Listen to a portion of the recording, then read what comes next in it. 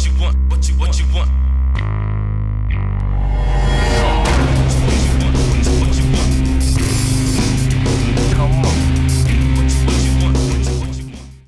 Welcome to the first step in creating what I like to call my second generation pumpkins. In this first step, you're going to need 2 plastic bags, newspaper, tape, and paper mache paste. So the first thing we're going to do is stuff those 2 plastic bags with newspaper. Real big newsflash there, I'm sure you guys have seen other pumpkin tutorials before. But what's different with this one is we're not going to do anything to create any kind of ridging or that pumpkin shape to our bags. We're simply going to stuff them and tie them off. Now this second bag we stuffed, we're going to use to create that taller section of the pumpkin.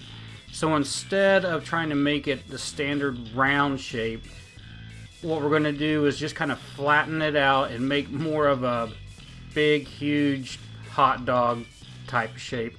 I said hot dog. Anybody getting hungry? Now once we get that general shape made, we'll just stick it on top of the other bag to get an overall look and feel of how this pumpkin's going to lay out. Once you're happy with the overall shape of the top bag, you're just going to attach it to the bottom bag using some masking tape. If you take a good look at this thing, it's got a pretty odd shape. Right where the 2 bags connect together. It just doesn't look right. We're going to fix that by adding newspaper right where these 2 bags connect. We're going to give this more of a natural look, a good meshing between both bags.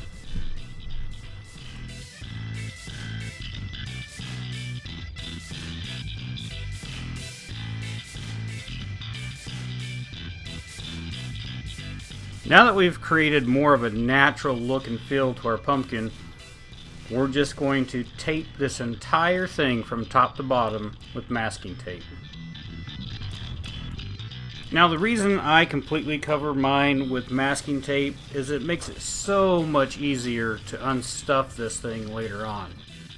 Now that we've got a good general shape to our pumpkin and we've got it completely covered with masking tape, we're going to cover our armature with strip mache.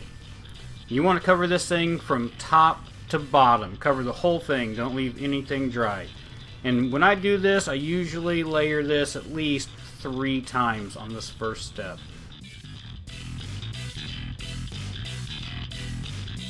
Once you get your pumpkin completely covered, then it's time to set it out and dry. I use a grill grate to set my pumpkins on. It allows it to dry all the way from top to bottom in one setting. Alright, now that our pumpkin's completely dry, it's time to make a stem for this thing. I start out by taking a piece of newspaper and wadding it up, twisting it up as tight as I can to create a general shape of a stem. Sometimes they're long, sometimes they're short.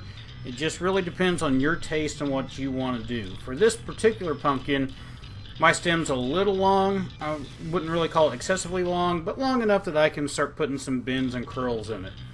So the first thing you do is take your newspaper, wad it up nice and tight, and then tape it all into place.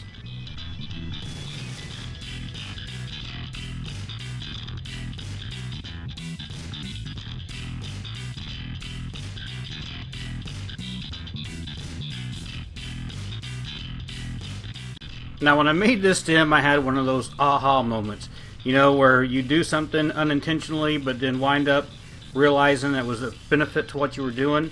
When I folded that newspaper over, it had created a loop on the bottom side of my stem. So I figured I'd cut that in half and then use those extra pieces of newspaper that were coming out of the stem as a mounting point for my stem. Yep, looks like that's going to work out nice. Okay, so I wanted to create some bends in my stem, and this is achieved rather easily. Take your stem and get your first bends where you want them, find out how you want them to be.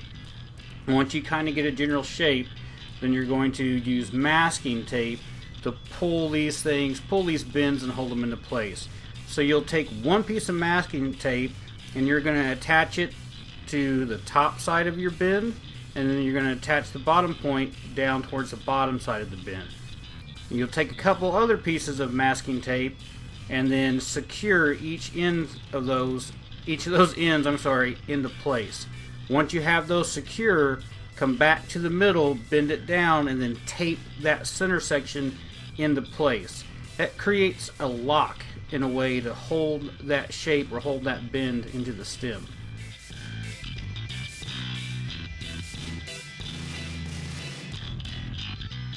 So I wasn't quite happy with the bend. I wanted it to be sharper. So all I did was crush it in a little bit more and then repeated this step once again, creating another lock with some more tape to pull it in tighter.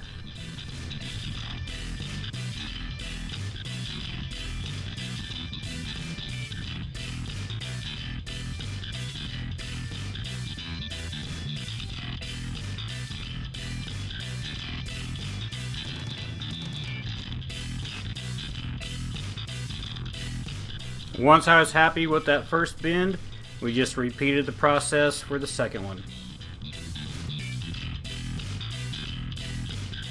Now that we're happy with the overall shape of our stem, we're just going to tape it to the top of our pumpkin using masking tape. The more masking tape you use, the better off you'll be, because it'll help create strength for that stem on the top side of your pumpkin. Now once you get this taped all into place, then you're going to mache your pumpkin once again from top to bottom. Start with your stem, get it mached up with 2 or 3 layers, and then work your way down the pumpkin. Make sure you get plenty of layers between the stem, the attaching point between the stem and the top of the pumpkin. And then again, cover the entire pumpkin with another layer of mache. What you want?